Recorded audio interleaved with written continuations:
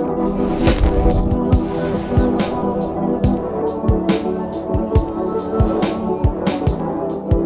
guys, Chloe here. I hope all of you are doing really well and having a really good day.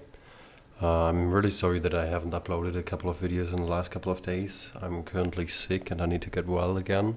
So today will be a short video. I will just show you that I have recently updated the ThingsIX scripts for all the minor scripts that I have uploaded to GitHub. So let's take a look in.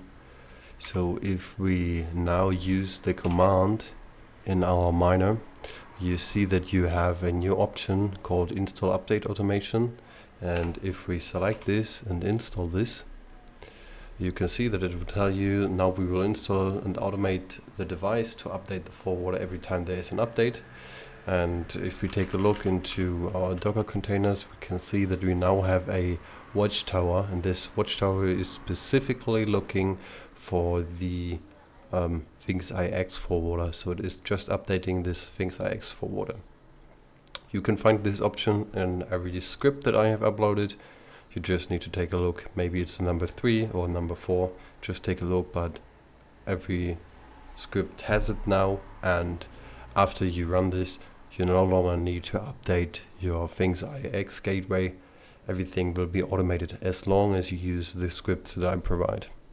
Thank you guys for watching. Consider subscribing to this channel and see you in the next one.